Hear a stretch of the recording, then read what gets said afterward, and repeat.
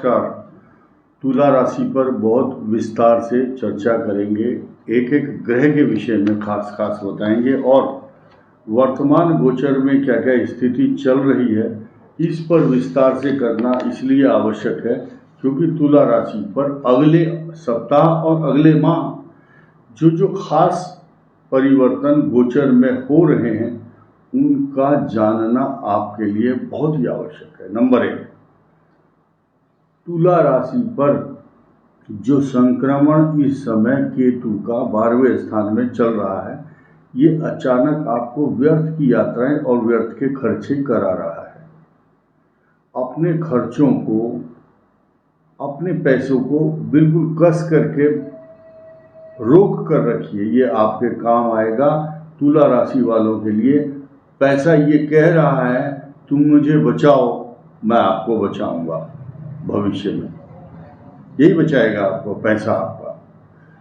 और कुछ लोग ऐसे भी हैं जो आपको भ्रमित करेंगे। कारण क्या है? आपका जो पंचम भाव है वहां पर शनि और मंगल इस समय बुद्धि को भ्रमित करने के लिए बैठे हैं तथा आपके मन में जो गुस्सा, तनाव, चिंता, व्यर्थ की चिड़चिड़ापन है इसको खत्म कीजिए।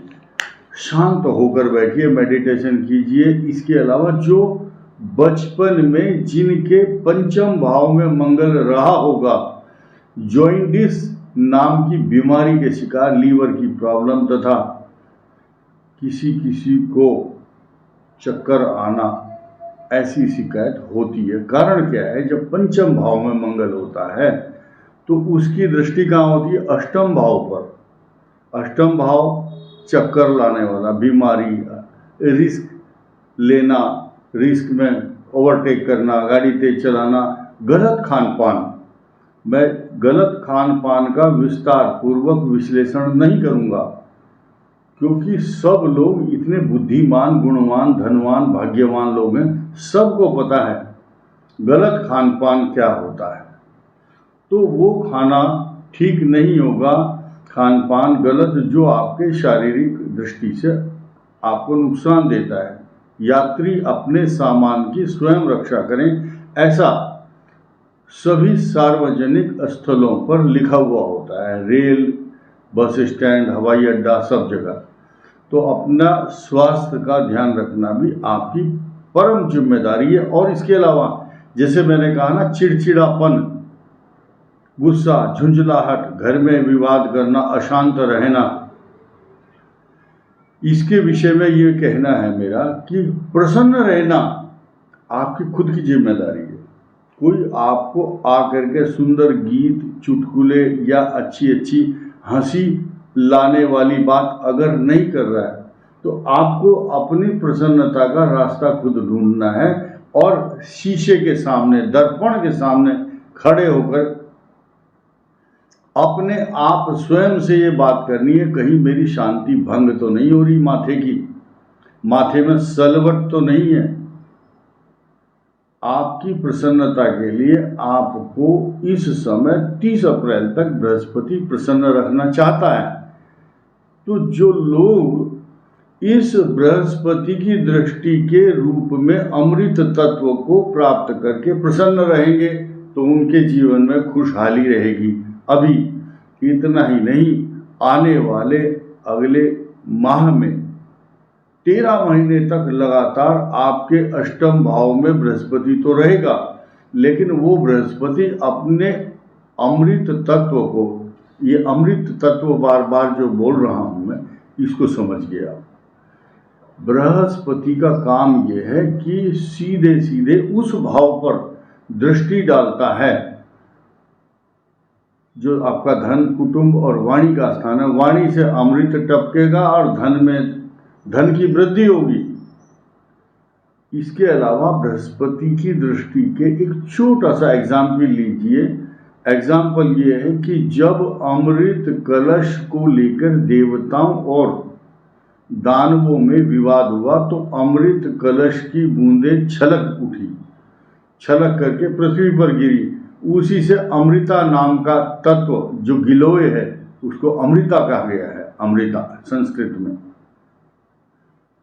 तो वो अमृत तत्व बृहस्पति जब जब 4 राशियों में आता है, वृषभ, वृश्चिक और कुंभ एवं सिंह राशि में, तो ये अमृत तत्व का प्रतिनिधि बन जाता है। कारण क्या है, जहां भी दृष्टि डालता है वहां अमृत तत्व बखेरता है, अपनी अमृतमयी दृष्टि डालता है। आपके धन स्थान, कुटुंब और वाणी का स्थान, आपकी ज्यूरिस्प्रूडेंस और व्यवहारिक शास्त्र की रक्षा करता है। आपके शब्दों से, आपके मुखारविंद से वो सुंदर शब्द प्रस्फुटित होते हैं जो दूसरों को अपनी तरफ आकर्षित, सम्मोहक के रूप में काम करते हैं। आपका झुंझलाहट शब्द की जो व्याख्या है, उसको शांत करने का जो तरीका है वो बता दिया मैंने। जो ग्रह हैं, ग्रह क्या करते हैं, तुम ही दर्द देते हो और तुम ही दवा भी देते हो। तो जहां मंगल दर्द देता है वहां अमृत और खुशी का एक फव्वारा बौछार करता है, छींटा देता है बृहस्पति। अब हम इस बात की चर्चा करेंगे कि जो राहु है, राहु की दृष्टि वृषभ राशि पर होती है। जिन लोगों को ज्योतिष का बेसिक ज्ञान है वो तो समझ लेंगे, जिनको नहीं है, उनको पता नहीं है, वो व्यर्थ के विवाद में फंस जाते हैं। इसीलिए हमको ये बताना तो जरूरी होता है कि किस ग्रह की दृष्टि कहाँ है, लेकिन कुछ लोग नहीं मानते या जानते नहीं है, तो हमारी जिम्मेदारी नहीं है। A little knowledge is always dangerous thing. कम ज्ञान जो है बहुत घातक होता है। वो कम ज्ञान वाला डॉक्टर दूसरों को मार देता है, पेशेंट को। और कभी कभी किसी ज्योतिषी की भविष्यवाणी किसी के घर का विनाश का कारण भी बन जाती है। ये बात मैंने सन 1980 में एक अखबार में पढ़ी थी। ये आर्टिकल था अखबार में। मुंबई से दिल्ली आते हुए अखबार लिया तो उसमें हेडिंग था बीच के पेज पर। तो कम ज्ञान बहुत घातक होता है, इसीलिए। और ज्योतिष शास्त्र ये भी बताता है कि बहुत अशुभ बात अगर कहीं दिखाई दे रही है, उसकी चर्चा ना करके उसके विषय में सावधानियों पर चर्चा कीजिए कि देखिए आपका मंगल शनि ये खराब है, आप वाहन ठीक से चलाएं, सावधानी रखें। कुछ लोग अपनी सस्ती लोकप्रियता पाने के लिए ऐसे ऐसे शब्दों का प्रयोग करते हैं जिससे कि व्यक्ति उसके वीडियो को, उसके विचारों को सुने।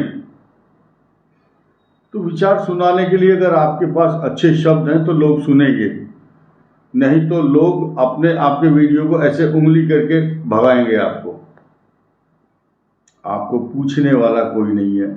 व्यक्तित्व का मूल्यांकन प्लस उसके मुख से निकले हुए शब्द ही उस व्यक्ति की गरिमा और उसके व्यक्तित्व की पहचान दिलाते हैं। इसके अलावा अभी तुला राशि पर बहुत सारी बातें बाकी हैं।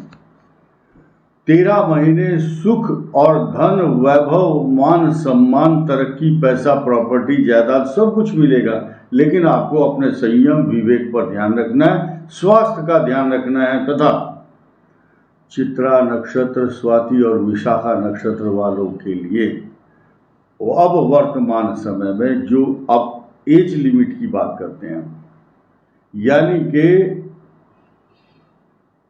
21.5 साल की उम्र के बाद वाले, सुने ध्यान से कि 37.5 साल तक आपकी बृहस्पति की दशा, 37.5 के बाद फिर 56.5 तक शनि वरदान बनता है आपके लिए।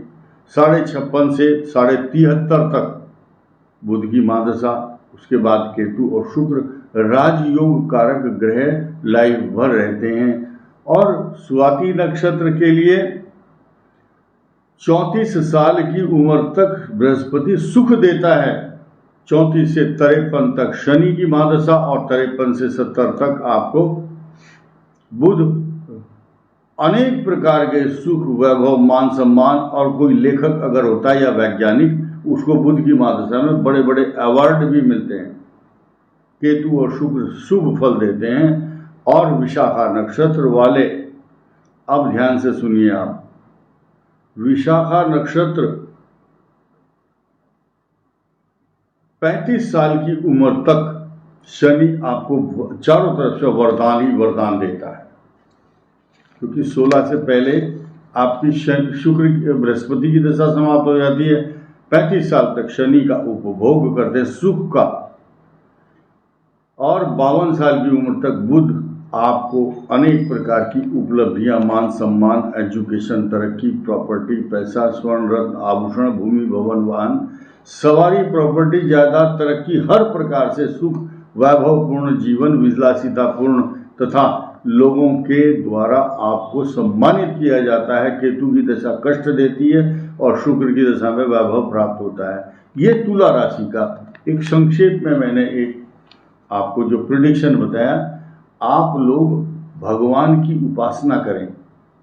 जिनको इस समय कष्ट प्राप्त हो रहा है किस प्रकार से, कि विदेश जा रहे हैं, विदेश से वापस आ रहे हैं, आपके टिकट कैंसिल हो रहे हैं बार बार, तो ये टिकट जो कैंसिल हो रहे हैं ये किसकी वजह से? केतु की वजह से।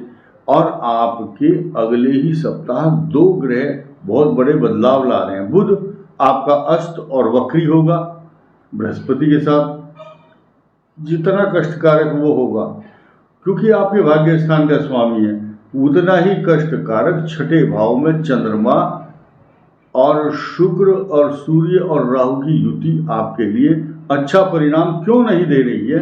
क्योंकि आपकी राशि का स्वामी भले ही मजबूत बलवान जरूर है, ये उच्च राशि में है, लेकिन वो अपने शक्ति और ताकत के मुताबिक बलवान है। लेकिन एक शरीफ आदमी अगर 2-3 बहुत कठोर लोगों के बीच में फंस जाता है तो अपने शुभत्व को खो बैठता है। सूर्य के साथ शुक्र की युति कुछ अपने शुभत्व में न्यूनता लाती है, कमी ला देती है। ये मैं बताना आवश्यक समझता था। इस वीडियो में इतना ही। धन्यवाद, नमस्कार।